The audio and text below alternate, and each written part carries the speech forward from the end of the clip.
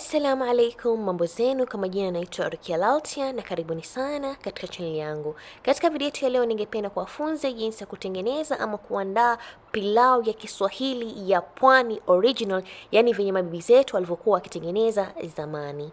Makinika nami hadi tamati. Kwanza kabisa katika pani yako utaweka dawa zako za pilau na utazikaanga kwa dakika 3 mpaka 5 mpaka zitoe harufu.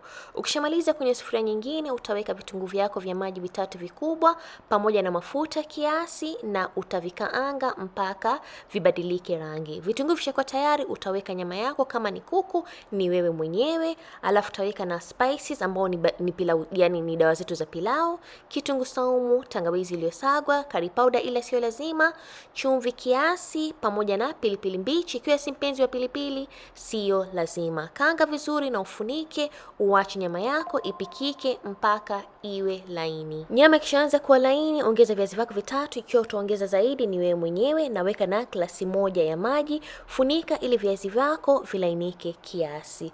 Vikishalainika utaweka vikombe 2 vya basmati ama mchele wote ambao unaopenda mwenyewe, alafu nikaweka na vikombe 3.5 vya maji.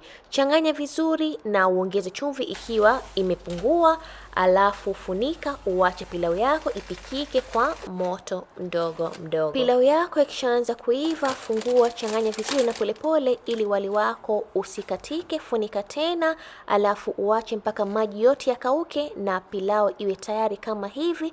Kisha tutaanza kupika pilipili yetu ya kukaanga. Ni kikaangio chako utaweka kitunguu chako cha maji, kikaange mpaka kibadilike rangi. Kisha utaweka nyanya, mimi nimetumia nyanya ya mkebe, pilipili mbichi, kitunguu saumu, pilipili ya unga kama kijiko chakula, chumvi kiasi, tomato paste na nikaweka na maji kiasi. Alafu mwishowe pia nikaweka na ukwaju ili kuleta ladha nzuri ile ya pwani katika pilipili yako. Changanya vizuri na uache pilipili pikike mpaka tomato zilainike. Tomato zako zikishaanza kulainika, utaweka katika blender na usage mpaka ilainike kabisa. Kisha rudisha tena mchanganyiko huo katika kikaangio chako na uache pilipili ipikike mpaka ijitoe mafuta.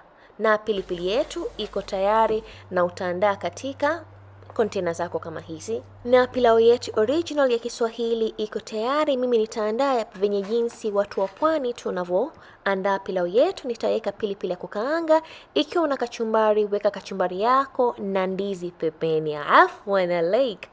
Bas jamani, hii pilau ilikuwa tamu, yani ilikuwa ajabs. Na ikiwa umefurahia hii video, please usisahau ku like, ku comment, ku share na kusubscribe na kunifollow katika social media zangu zote ili usipitwe na mapishi zaidi na matamu. Na mimi ndo Rukia Laltia, asanteni sana na kwaherini, bye bye.